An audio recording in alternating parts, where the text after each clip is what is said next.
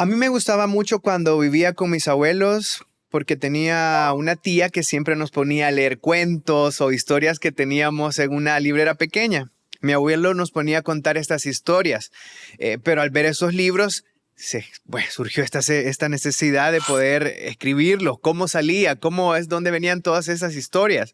Y por eso nosotros, para tratar de entender esas imágenes que estaban en estos libros y hacer esa pregunta, ¿por qué no hacer nosotros esas historias? Y así fue como mi tía tomó a bien de pequeños hacer nuestras historias, esas ideas, esas que habíamos puesto con mis primos y por nosotros armar y surgir, pues desde ahí empezar a escribir. Me costaba porque nosotros estábamos pequeños, pero bueno, surge esta pregunta y decirlo.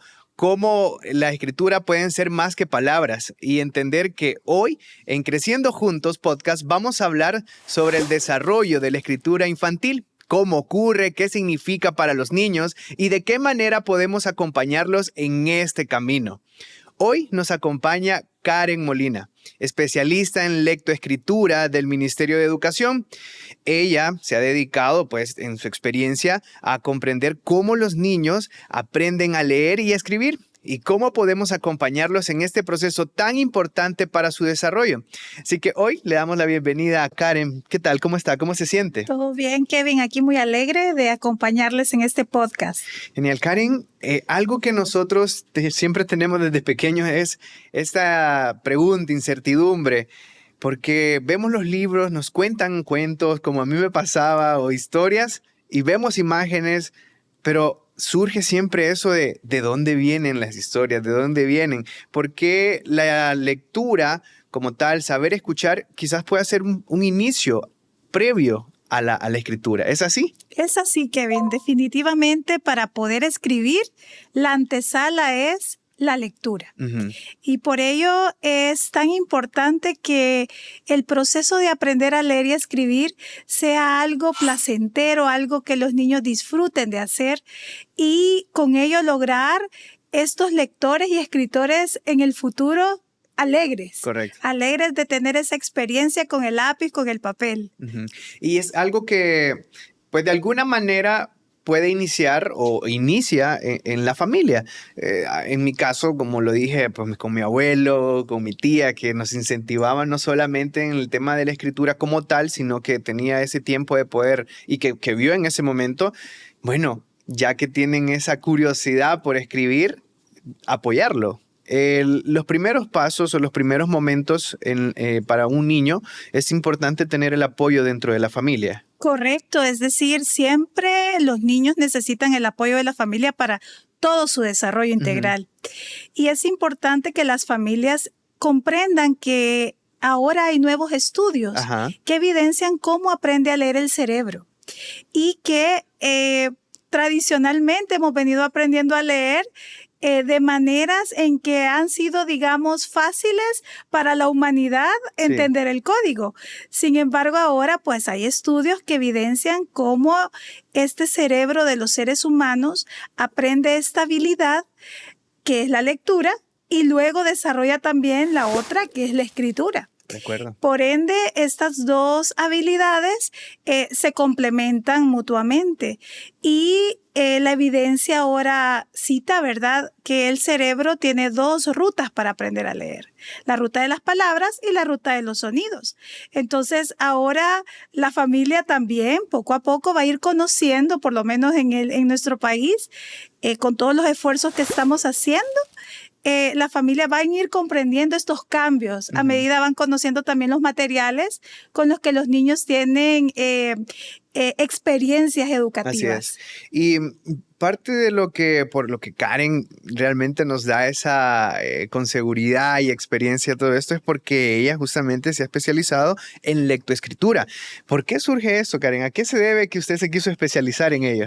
Bueno, realmente yo desde pequeña quise ser maestra, ajá, solo que no sabía en qué.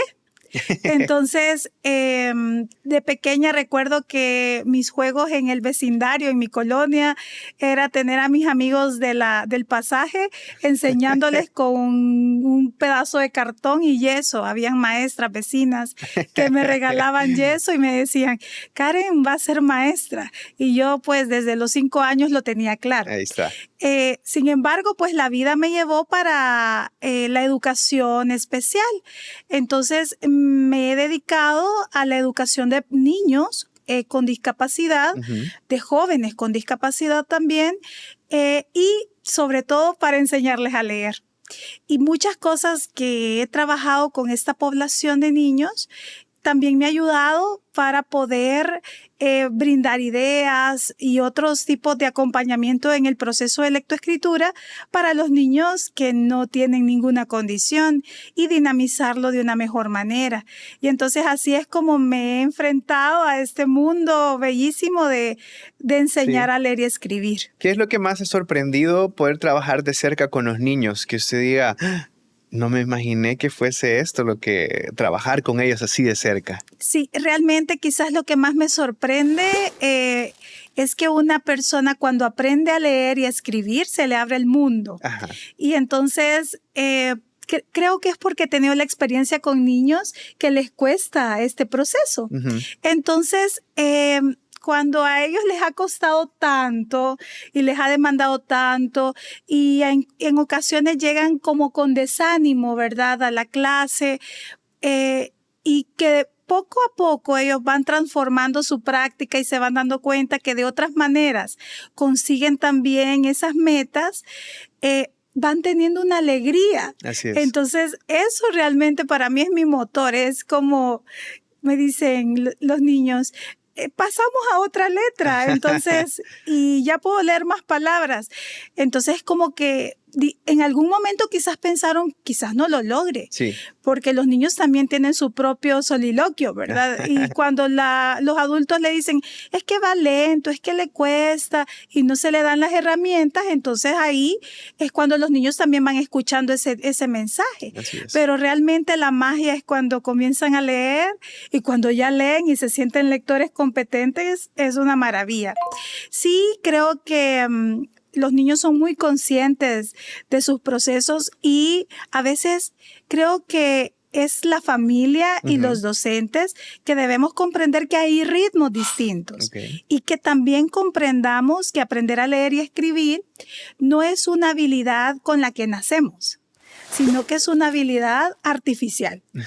Es decir, el cerebro debe de aprender a leer, debe de aprender a escribir porque alguien nos tiene que enseñar.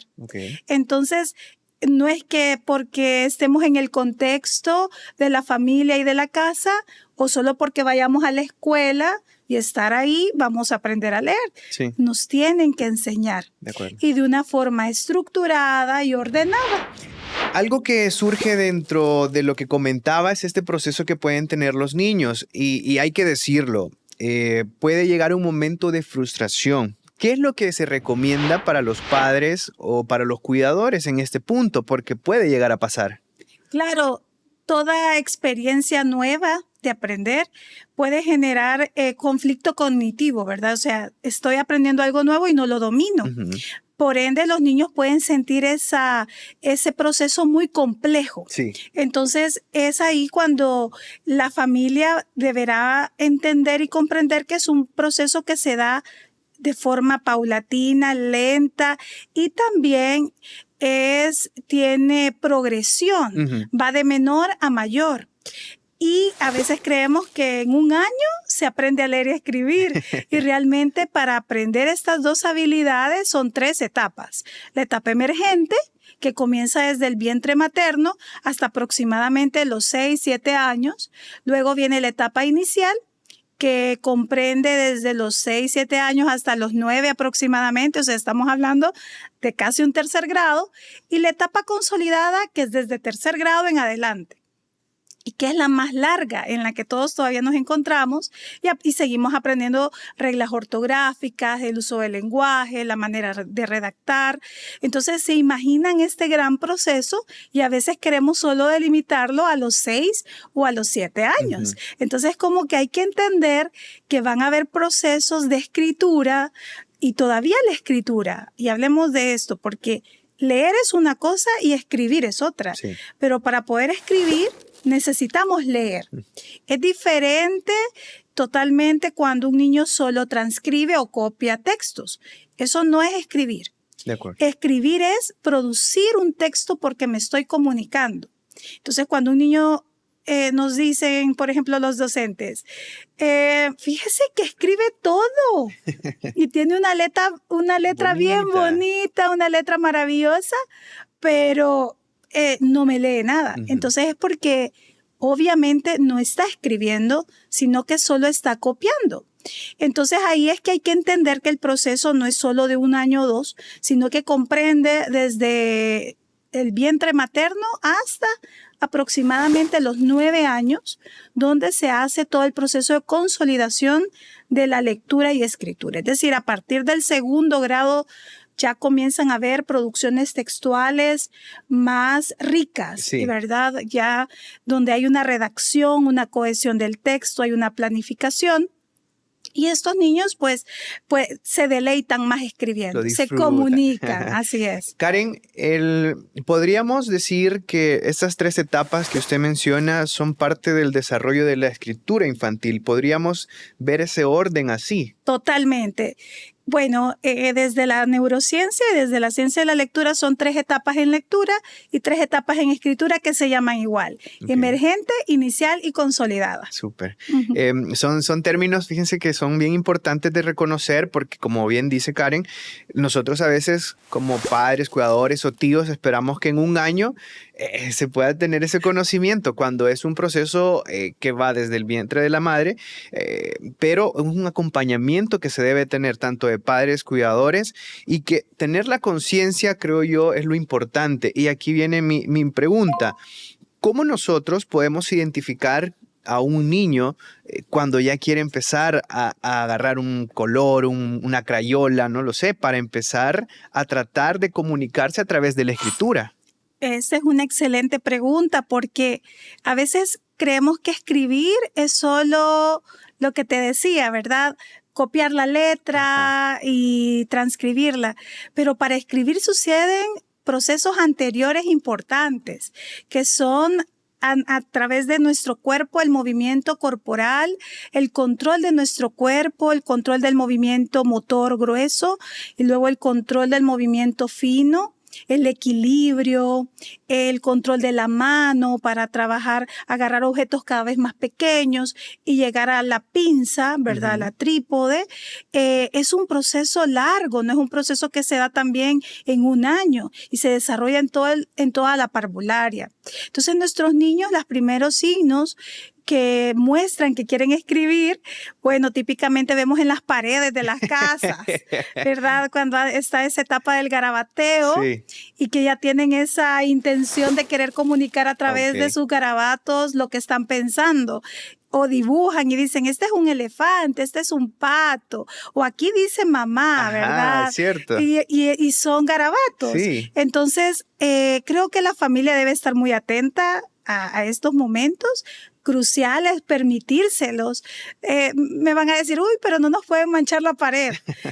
Sí, pero pueden buscar un espacio donde pegar algunos papeles y que los niños sepan que ese es el espacio para ir a garabatear. Karen, de hecho, eso que usted comenta, hace que 1 año quizás más o menos, yo recuerdo que mi sobrina estaba empezando a manchar las paredes en el pequeño de trazos o garabatos, pero la mamá tomó a bien hacerle un espacio donde le dijo, vaya, si como ya creo que vio esos indicios, dijo, bueno, le va a hacer un espacio que cada vez que quiera empezar a hacer un trazo o un garabato o querer escribir, tratar de, va a ser en este espacio. Y justamente pasó el tiempo y yo cuando llegué, le dije que qué quería hacer y me dijo que quería, primero quería dibujar y quería escribir, me dijo, quería escribir algo para la mamá, me dijo. Entonces yo le dije, vaya, le dije, bueno, primero hizo un trazo me dijo que era un sol, o sea, esto es un sol, me dijo, y vi que la dejé un ratito, regresé y había hecho líneas tratando de escribir y aquí dice que amo mucho a mi mamá. Sí. Es como lo que me acababa de decir y es bien interesante porque creo que cuando prestamos atención a esos indicios de escritura y damos los espacios y las herramientas adecuadas, se puede impulsar en los niños y es así como le pasó a mi sobrina. Ahora, ¿Qué sucede cuando estamos en la etapa de adolescencia? ¿Hay algún indicio para saber si en ese momento se puede impulsar? ¿Hay algún interés por la escritura? Claro que sí, también nuestros adolescentes nos dan algunos indicadores sobre el interés por escribir y comunicarnos. Ajá. A veces tienen esta iniciativa de escribir poemas, Sí. tienen la iniciativa de escribir canciones, inventarse canciones, cambiar párrafos de canciones y incluso pueden escribir cuentos, historias que ellos van creando en su mente. Y cuando vemos esto, también a veces que están en la etapa de cuando están creciendo y que les gusta ya una persona, claro, ¿verdad? El sexo opuesto, entonces ya es una manera de poder experimentar a través de la escritura la expresión emocional. Sí. Entonces es bueno porque al final este momento de escribir es un momento de descarga emocional que te ayuda psicológicamente y te puede dar equilibrio. Genial. Entonces es importante que cuando nuestros adolescentes quieran escribir, pues potenciemos. Es decir, bueno, compremos un cuaderno, un lápiz, que tengan diferentes recursos para escribir también y decorar su texto es importante. Claro. Y ellos también ahí van ejerciendo otras conexiones neuronales, porque algo importante que hay que decir, que el cerebro procesa muy diferente la información cuando escribimos a mano y en papel que cuando escribimos en algún dispositivo. Okay. Entonces, y eso es de edades tempranas hasta hoy adultos. Sí. El cerebro tiene ciertas conexiones neuronales que no se dan en la misma ruta o en la misma vía que cuando se da con el lápiz y el papel. Como cuando un dispositivo lo tenemos a la mano. Así es. Quiero que nos compartan más de esa información y creo que por ahí vamos a ir en esta parte. Antes recordándoles que estamos hablando con Karen Molina, que ella es especialista en lectoescritura y pues tiene este acompañamiento sobre todo para que los niños puedan tener esa experiencia de cómo aprender a leer y a escribir y hacer entender a los padres, a los cuidadores, cómo es una ruta adecuada para hacer una buena experiencia de estos dos ámbitos y sobre todo hoy que estamos hablando de la escritura. Y un punto muy importante del cual padres primerizos o actualmente están pasando porque es esta generación que le ha tocado vivir la transformación digital, elementos como dispositivos pueden llegar a sustituir la escritura física o no. Realmente el lápiz y el papel nunca van a desaparecer, aunque se usen en menos intensidad. Sin embargo, como lo decía hace un momento, lo que sucede en el cerebro no es igual cuando escribimos con lápiz y papel que cuando escribimos en un dispositivo. Y eso es importante también considerarlo en edades más tempranas. El hecho de que existan diferentes aplicaciones para poder hacer las letras, para poder hacer trazos, Así es. No significa que va a sustituir la experiencia concreta del niño lleno de pintura en su dedo, de armar y formar la A con rocas, con hojas, escribirla en diferentes recursos sensoriales como la tierra, la arena. Eso no va a poder sustituir la sensación motriz, la memoria motora que hace al usar la tablet o el dispositivo. Entonces, sí, no vamos a poder obviar que existen, ¿verdad? Entonces, lo importante es regular el uso y que no siempre sea ese mismo estímulo, sino que hay que enriquecer el ambiente, se llaman ambientes letrados, donde pues se dispongan de libros, se dispongan de alfabetos en diferentes texturas, los niños tengan acceso al alfabeto. Entonces en su casa tengan un rincón de libros, un rincón donde hayan letras, material impreso Y entonces esto les estimula también de una forma concreta para luego también tener experiencias con el dispositivo. Claro, es un complemento. Es como ¿no? un complemento, así Sí, es. y verlo de esta manera creo que nos hace tener la conciencia de que sí nos puede ayudar en ciertos momentos o etapas, pero tener el conocimiento irregular de qué es lo que se está consumiendo, cómo se está utilizando, creo que es muy importante hacerlo saber a los padres, cuidadores, tíos. La pregunta que me viene a la mente es si usted, en este caso, por ejemplo, ha tenido la oportunidad o alguna anécdota o experiencia de poner este contrapeso físico que pueda tener para los niños una experiencia más vívida de cómo disfrutar la lectura o cómo con los padres poder hacer un trabajo en conjunto. Siempre que la familia motive a la lectura, padres que leen, padres que cuentan historias Ajá. y anécdotas de cuando eran pequeños, siempre que esté esa disposición de la conversación, nuestros niños se van a enriquecer con vocabulario. Uh-huh. Entonces, a medida que tienen más vocabulario, pueden comprender mejor los textos diferentes a los que acceden. Okay. Y también quizás rescatando un poco el uso de la tecnología en los adolescentes, hay que tener en cuenta que cuando las personas escribimos, también tenemos que tener el sentido de para qué escribimos, Okay. el por qué escribimos. Entonces, porque hay que planear ese escrito, hay que hacer un borrador, Sí. hay que editarlo y hay que ya hacer la edición final para publicar. Entonces, imagínense todo ese proceso que lleva la producción textual, uh-huh. que no es copiar. Entonces, creo que si las familias comprenden este proceso, pueden ayudar más teniendo acceso a estos recursos, conversando con sus hijos y llevando esas ideas y no coartar la imaginación.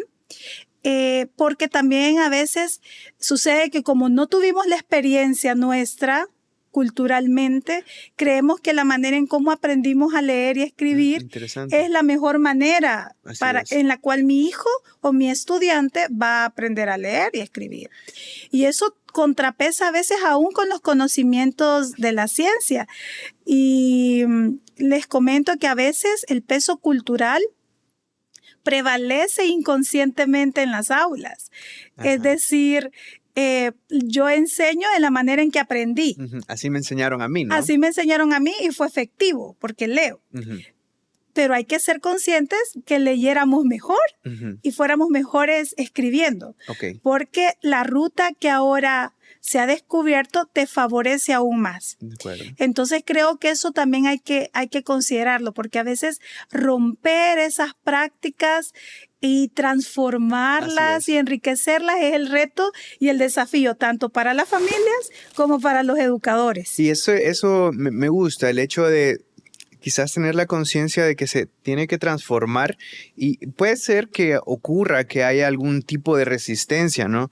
Porque bien lo dice, sale y surgen estas frases de, bueno, no, a mí me enseñaron así y así funcionó, a mí me ponían a hacer este tipo de actividades y funcionó, pero creo que es ahí donde tenemos que, bueno, en este caso de los educadores o profesores, tener la conciencia entre separar lo cultural o socialmente, lo que les había funcionado y apegarse también a las nuevas estrategias, que por ahí viene mi pregunta, que se están realizando en la parte educativa a nivel nacional, que usted es parte importante de todo ello.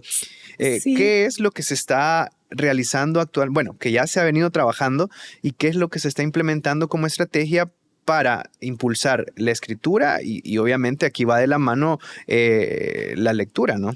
Sí, claro, El Salvador se ha posicionado bastante bien en esto de la lectura y escritura porque ahora ya no solo hablamos de que este proceso o estas dos habilidades son importantes, sí, sino que lo hemos llevado de forma concreta con materiales curriculares y diseñados desde la ciencia de la lectura uh-huh. a disposición de nuestros niños.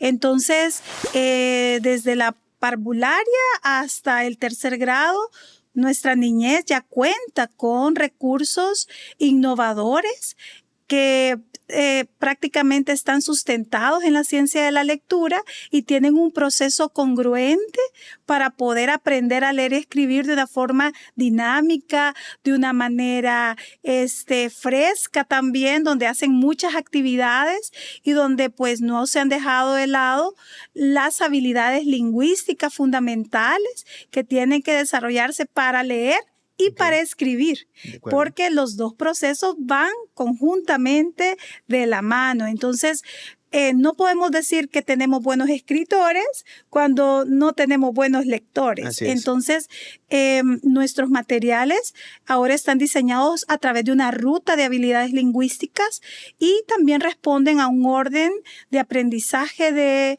los fonemas por el orden y el uso de la frecuencia del español. Si nos podría contar, para tener como detalle, ¿cuál sería este uso de los fonemas que se están implementando para que, por ejemplo, los padres que sepan qué es lo que se está haciendo de primera mano y entender qué es lo que se está transformando? Claro, por ejemplo, las planas. Ajá. Las típicas planas, no estamos diciendo que no van a existir, que desaparecen, que son malas, no. Sí, son buenas, pero en una manera gradual, porque exponer a los niños a tantas planas no es un indicador que nos va a decir vamos a tener excelentes escritores, sino que la experiencia que los niños tengan con diferentes materiales escritos y con diferentes maneras de poder escribir, son las experiencias que ellos necesitan para que de verdad se motiven para escribir futuramente en lápiz y papel. Entonces, bueno, ese es como alguno de los cambios, que vamos a escribir en diferentes materiales, como por ejemplo arena, tierra, vamos a escribir usando piedritas, armando el abecedario, vamos a usar el alfabeto móvil. Entonces, esos son algunos cambios que los padres podrían ver que están sucediendo en las aulas.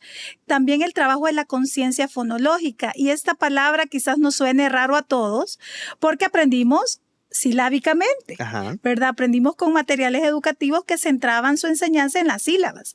Ahora estamos centrando la enseñanza en los sonidos del lenguaje oral. Y la última parte de la conciencia fonológica es el aprendizaje de los fonemas, que la A suena A, que la O suena O, y buscar cosas que suenen con ese sonido. Entonces, a medida se va desarrollando estas habilidades lingüísticas, se va aprendiendo a decodificar, que es leer, para codificar, que es escribir. Entonces, por eso les digo, va bien de la mano y a medida que un niño aprende a decodificar, está aprendiendo a codificar. Entonces, ahí van de la mano. Claro que se lee más de lo que se escribe, se dice. Se siente así porque claro que escribir tiene procesos motores importantes que requieren más tiempo. Y otro de los cambios que vamos a ver es que estamos usando la letra de molde. Y van a preguntar, ¿por qué la letra de molde? No estamos diciendo que la letra de carta no es buena, sino de que en las etapas emergentes, el trazo de la letra de molde es más fácil para poder dinamizar los procesos y enamorar y hacer más fácil el proceso de escritura. Pues son trazos de arriba a abajo, izquierda a derecha, semicírculos, círculos, y eso es todo. Entonces los niños registran más rápido esa memoria cognitiva motora y entonces gastan más energía en decodificar y luego escribir se vuelve más fácil. Y hay evidencia que después aprenden letra de carta. Así que para que no se preocupen, ¿verdad? De que no van a aprender es parte del la proceso. Letra de carta. Así es. Aquí, dentro de todos estos procesos y las estrategias que se están aplicando, cabe mucho el tema de poder jugar. Porque es algo que se ha venido hablando, que se está poniendo en práctica, de hecho, y no es caso aparte para poder escribir. Jugar, verlo como esa herramienta que suma al poder escribir, está tomado en cuenta. ¿De qué manera se percibe o se puede hacer? Claro, bueno, desde los programas educativos para la primera infancia. El juego es un ente que rige prácticamente todo. Ujú. La esencia natural de la niñez es jugar. Sí, Entonces no podemos dejar de enseñar, intentar enseñar algo si no estamos jugando. por supuesto. Así que hay que jugar, hay que bajarnos al nivel del juego de los niños y entender cómo aprenden jugando. Que no siempre lo que tú les dispones es lo que ellos quieren hacer. También hay Así que es. entender cómo funciona la mente infantil y entender que el juego es lo más importante en esa etapa. Sí. Entonces, y creemos que se corta, ¿verdad? En primer grado, en segundo grado. Creo que el juego es importante siempre. Así.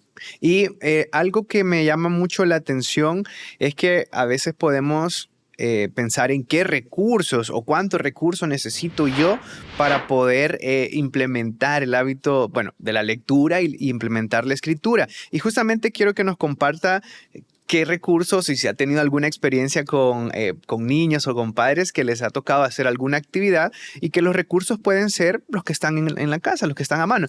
Vamos con eso. Solamente les quiero recordar que estamos hablando con Karen Merari Molina, pues ella es una especialista, tiene su conocimiento en lectoescritura y nos está compartiendo todas esas experiencias que ha tenido con niños, con padres, con cuidadores, y trabajando a nivel nacional en esa currícula estratégica que llega pues a diferentes centros educativos de las nuevas estrategias que se están implementando para el buen desarrollo tanto de la escritura como pues de la lectura.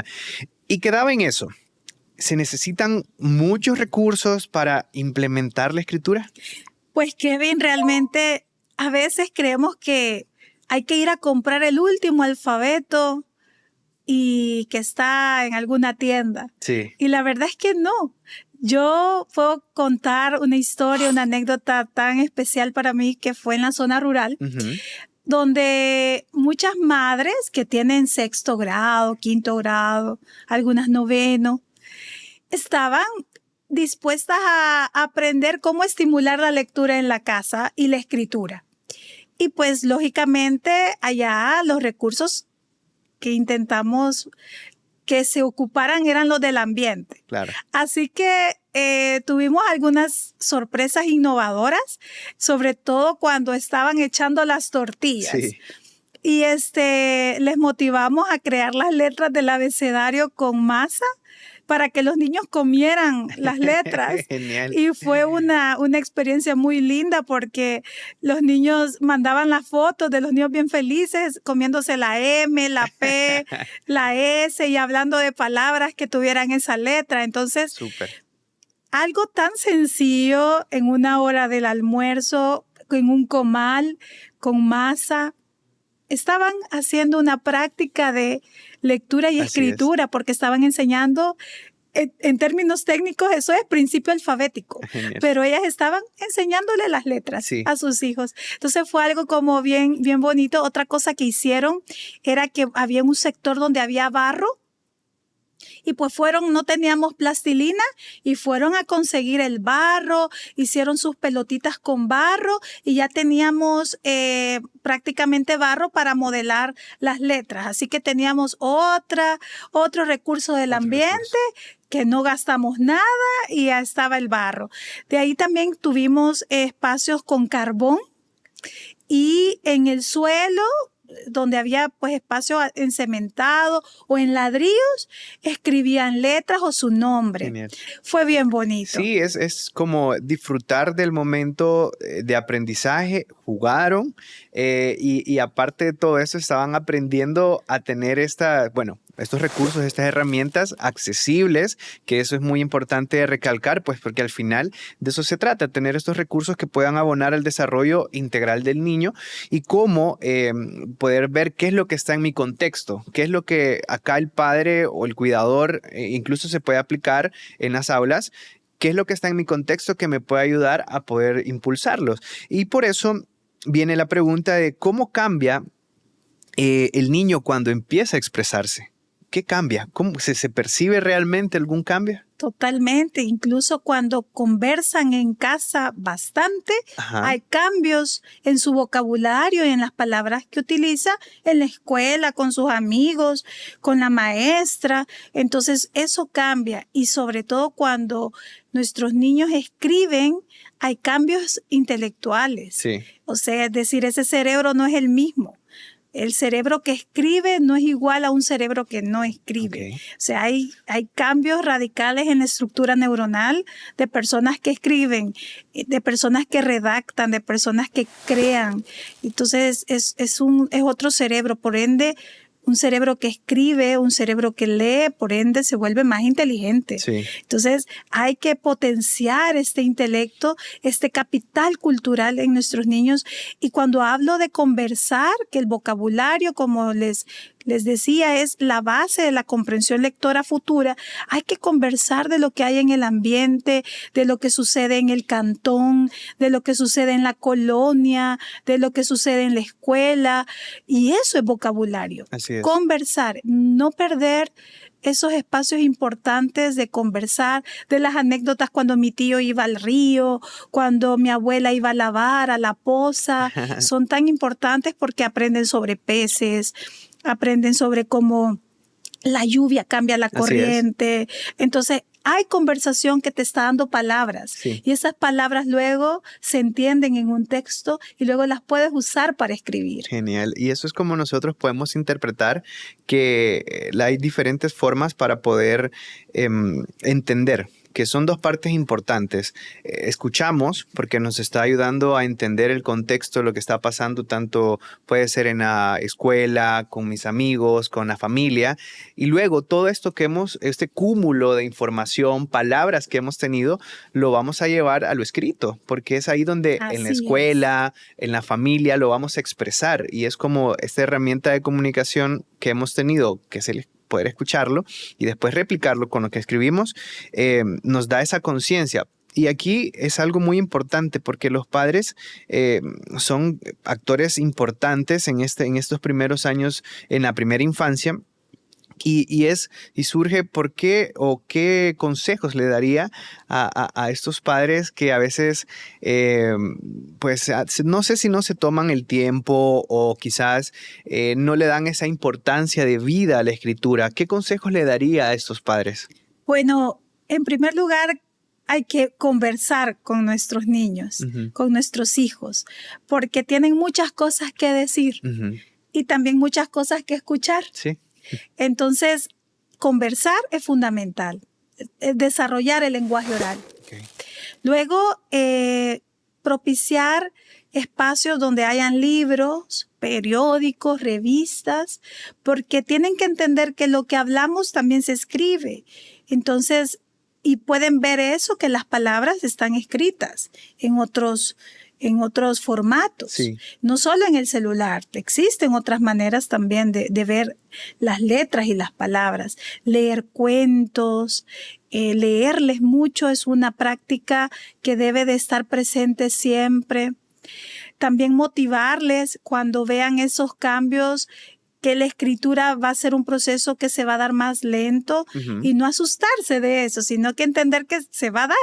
Pero hay que estimular, hay que tener la paciencia para poder esperar que el proceso se dé, porque esos esfuerzos de los garabatos, que ya después se van transformando en letras, en palabras y luego ya en pequeñas frases y oraciones, es un proceso que el cerebro le tomó un tiempo hacer. Tener esa paciencia. Motivar también cuando nuestros niños escriban en la escuela. También creo que es importante cuidar que les leamos como docentes, no descuidar que se han creado una historia, si les ha tomado tiempo editarla y publicarla y que solo quede ahí como un trabajo dado. Hay que tener cuidado con esas prácticas y al contrario, favorecerlas más, que estén más expuestas, compartirlas con otros compañeros de la misma escuela, porque eso incentiva al escribir. Motiva, entonces, una persona que escribió, que alguien te leyó, entonces te motivas para seguir escribiendo. No, eso definitivamente sucede, es como una consecuencia positiva. Recordemos que hemos venido y arrastrando, hemos coleccionado de alguna forma un poco de historia, un poco difícil con la escritura, porque antes nos ponían planas como por una consecuencia de haber hecho algo que no estaba bien. Entonces el cerebro asocia el hecho de escribir con algo que no estuvo bien. Entonces automáticamente e inconscientemente va a ser algo que no vas a querer hacer. No se disfruta, ¿no? No se disfruta. Pero si los niños tienen experiencias positivas, si te leen y ya las planas no son una manera de hacer algo que hiciste esto porque hiciste algo mal, sino que se asocia a algo positivo, vamos a tener más escritores salvadoreños. Sí. Entonces lo que tenemos que intentar es que hayan más lectores salvadoreños y más escritores salvadoreños. Genial. Gracias de verdad, Karen, por compartirnos toda su experiencia y cómo podemos entender que la escritura tiene un paso previo muy importante, que es ese hábito de poder escuchar, de la lectura como tal, que vaya implementado y que van de la mano. Y cómo la escritura puede ser un complemento, sí, con la tecnología, pero un complemento, no algo que pueda sustituir a la escritura física, porque nos ayuda a desarrollarnos esos aspectos físicos, esos detalles que son necesarios ir desarrollando de manera integral para el niño. Y cómo los padres son parte importante de este desarrollo y los cuidadores. Karen, muchas gracias por permitirnos este tiempo, por compartirnos toda su experiencia. Gracias, Kevin, por la invitación. Bueno, nosotros nos quedamos acá con este episodio para que usted pues vaya, escuche, aprenda con sus hijos y que también pueda replicarlo y que pueda ser usted esa persona que motive, que incentive a poder escuchar y a poder escribir junto a su hijo. Nos vemos y nos escuchamos en el próximo episodio de Creciendo Juntos. Hasta la próxima.